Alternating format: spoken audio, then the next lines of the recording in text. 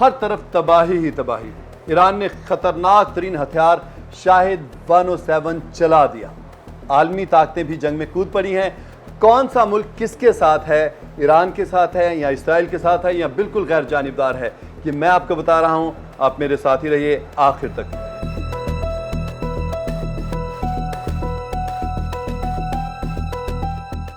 ناظرین، کیا آپ جانتے ہیں کہ ایران کے پاس کچھ ایسے ہتھیار بھی ہیں جو اسرائیل کے پرخچے اڑا سکتے ہیں، اور انہی ہتھیاروں میں سے ایک ہتھیار ہے شاہد 107 جو اسرائیلی تباہی میں اپنا حصہ ڈالنے کے لیے جا رہا ہے۔ جی ہاں، ایران کی پاسداران انقلاب کی ایرو اسپیس فورس نے اسرائیل کے خلاف جدید ڈرونز استعمال کرنے کا اعلان کر دیا ہے۔ شاہد 107 نامی جدید ڈرونز اسرائیلی اہداف پر خودکش حملوں کے لیے استعمال کیے جائیں گے۔ ایرانی میڈیا کہتا ہے کہ ان ڈرونز میں ایسا انجن نصب کیا گیا ہے جس کی مدد سے یہ 1500 کلومیٹر کے فاصلے تک پرواز کر سکتے ہیں۔ شاہد 107 جیسا ہی ایک ڈرون حال ہی میں اسرائیل کے ایرو 3 ایئر ڈیفنس میزائل نظام کی جانب بڑھتے ہوئے دیکھا بھی گیا ہے۔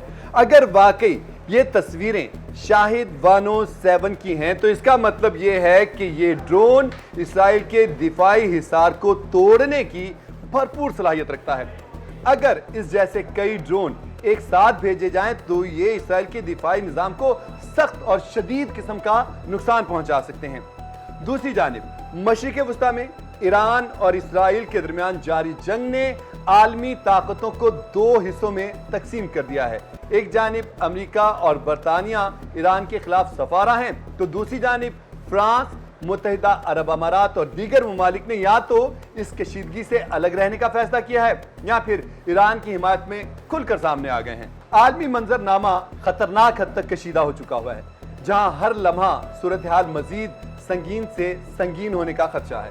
برطانیہ نے امریکہ کے بعد اپنے لڑاکا طیاروں کو مشرق وسطیٰ منتقل کرنا شروع کر دیا ہے۔ لندن میں برطانوی سیکرٹری دفاع نے اس اقدام کو تناؤ میں کمی کے لیے احتیاطی تدبیر قرار دیا ہے۔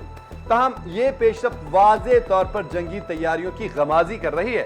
اس کے برعکس فرانس نے طاقت کے استعمال اور ایران میں حکومتی تبدیلی کی کسی بھی کوشش کو غلطی قرار دیا ہے۔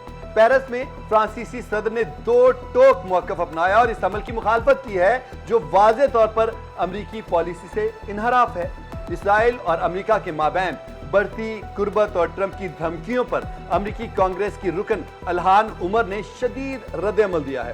وہ کہتی ہیں کہ کسی نے امریکہ پر نہ حملہ کیا ہے نہ کرنے جا رہا ہے۔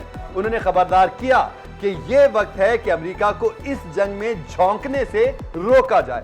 ان کا یہ بھی کہنا تھا کہ اسرائیل امریکہ کو اپنی جنگ میں گھسیٹنا چاہتا ہے اور امریکیوں کو ایک اور نسل کو آگ میں اب جھونکنا نہیں چاہیے۔ دوسری طرف ایران نے ٹرمپ کی دھمکیوں تو بالکل اس کو مسترد کر دیا ہوا ہے اور تازہ حملوں میں اسرائیل کے ہوائی اڈوں کو اب نشانہ بنانے لگا ہے۔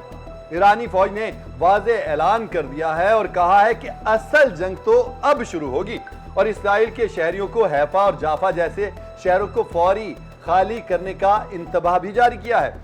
واشنگٹن میں امریکی میڈیا کے مطابق ایران نے امریکہ کے فوجی اڈوں کو نشانہ بنانے کی تیاری بھی مکمل کر لی ہے۔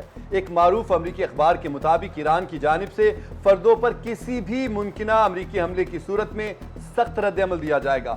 رپورٹ کے مطابق حملوں کا آغاز عراق سے ہو سکتا ہے، جبکہ آبنائے ہرمز میں ایران بارودی سرنگیں بچھانے کی حکمت عملی اپنا چکا ہے۔ ساتھ ہی حوثی جنگجو بحیرہ احمر میں جہازوں کو نشانہ بنانے کے لیے پوری طرح مستعد ہیں۔ صدر ٹرمپ نے نیشنل سیکیورٹی ٹیم کے ساتھ وائٹ ہاؤس کے سچویشن روم میں ایک طویل اجلاس منعقد کیا جو 1 گھنٹے سے زائد جاری رہا۔ اجلاس میں ایران پر ممکنہ حملے کے تمام پہلوؤں پر غور کیا گیا، جس سے اس بات کا اندیا ملتا ہے کہ امریکہ کسی بھی وقت کھلی جنگ کا آغاز کر سکتا ہے۔ اس ساری صورتحال میں حیران کن طور پر متحدہ عرب امارات نے ایران کی حمایت کا اعلان کر دیا ہے۔ ولی عہد محمد بن زائد ال نہیان نے اپنے بیان میں کہا کہ ان مشکل حالات میں ہم ایران کی حمایت کرتے ہیں۔ ساتھ ہی یو اے ای نے اقوام متحدہ کی سلامتی کونسل سے اسرائیل ایران تنازع پر فوری ایکشن لینے کی اپیل بھی کی ہے، جس سے واضح ہوتا ہے کہ خلیجی ممالک میں بھی اس معاملے پر مکمل اتفاق رائے نہیں ہے۔ صورتحال ہر گزرتے لمحے کے ساتھ نئی کروٹ لے رہی ہے اور عالمی جنگ کے خدشات پہلے سے کہیں زیادہ نمایاں ہو چکے ہیں۔ اقوام متحدہ سمیت عالمی اداروں پر فوری ایکشن لینے کے دباؤ میں بھی اضافہ ہوتا جا رہا ہے، لیکن بڑی قوتوں کے باہمی تضادات دنیا کو تباہ کن تصادم کی جانب دھکیل رہے ہیں۔